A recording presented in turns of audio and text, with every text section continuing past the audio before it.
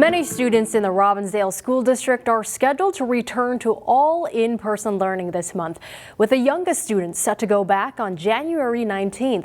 But the Robbinsdale Teachers Union is circulating a petition to the interim superintendent that asks for students not to go back to school until all teachers have the opportunity to be vaccinated.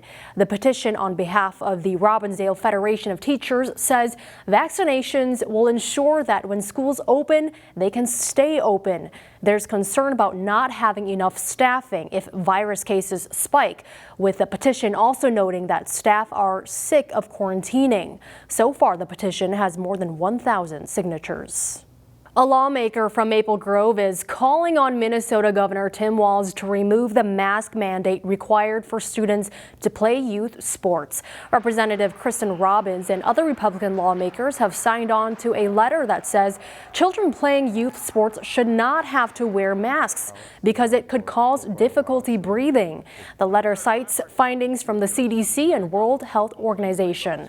It also says transmission rates for young people have been low, and those who do contract COVID-19 only suffer from mild symptoms and recover quickly. Robbins says parents and coaches have contacted her and her colleagues expressing concern about the mandate that they say is, quote, unworkable. Vaccinations for frontline healthcare workers, nursing home residents, and emergency first responders are expected to continue through January.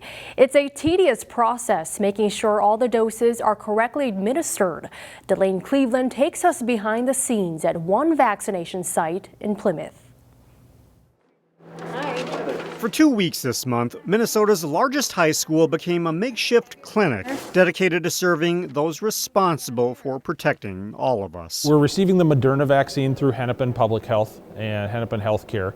And over the last couple weeks, we have reached out and coordinated with 43 different police and fire departments within this area. Thank you. Mackenzie Finau of the Osseo Fire Department is part of that mix. She was one of more than 1,000 first responders to receive the first injection of the COVID-19 vaccine at Wayzata High School. We are going into many nursing homes and assisted livings in our community that with very vulnerable people who we could be passing this on to. So it's very important to me to be getting this to make sure I'm not spreading it to anybody else. Healthcare workers, first responders. Finau received her shot on the same day Governor Walz and a contingent of local officials paid a visit to the site. The group wanted to get a closer look at how Hennepin County's COVID response task force is administering the vaccine. Did we make the right move putting 1A at first responders? I mean, you're just out there so much, every day. I think so. This is actually a pretty big issue. Everybody wants it. It's made a big difference on the amount of medicals that Osseo Fire responds to, for sure.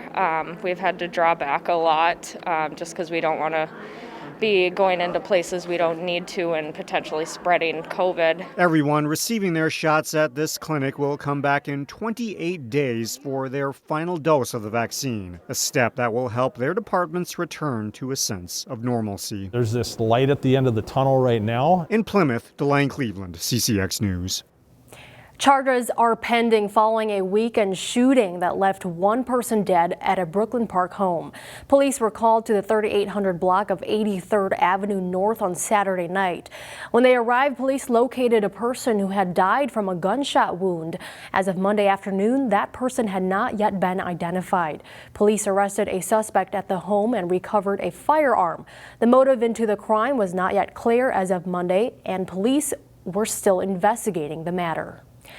As COVID-19 has placed restrictions on indoor rinks, there's been a new demand for outdoor ice. For one Maple Grove family, they have a setup you have to see to believe.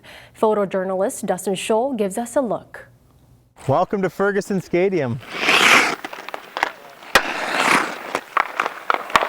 Some kids have to wait every week there's practice, but I can go out and play whenever I want.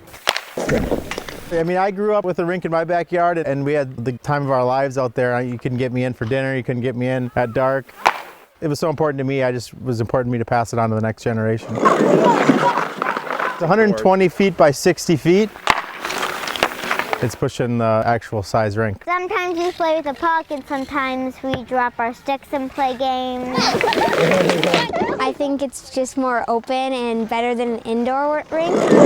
They couldn't have access to arenas and the outdoor rinks weren't quite ready yet, so it was a fantastic opportunity to get them started on hockey and getting some more skating reps in. What's your favorite part of playing hockey? It feels better to skate outside. Well, just having fun. Well, maybe stick handling and shooting. Victory. Just games that they play, chase each other around, and it's more the fun of it. And not noticing they're actually practicing too. Doing the online school, we try to get out after school every day, or maybe little 10-minute breaks here and there. You know, it's fully lit, so we get a lot of nighttime skates in too. It's really helpful because most of the rinks you have to make up schedules and stuff to go to, and this you can just come in your backyard and start skating. It's definitely a Minnesota staple and a way of life, I believe. Enjoy yourself and get outside as much as you can for just to avoid cabin fever. And the pride of looking at the nice sheet and then watching the kids have fun, it's worth that value, I feel like. COVID-19 restrictions also mean civic organizations have had a tough time with fundraisers. Take, for example, the Brooklyn Park Lions. Every spring they host a smelt fry, but they had to cancel it last year, and this year is up in the air. But check out what they're doing to raise money. The Lions are putting up congratulatory or happy birthday signs like this one in people's yards. This is the first yard that is part of the fundraiser. We've posted a link on our website on how you can take part and support the Brooklyn Park Lions.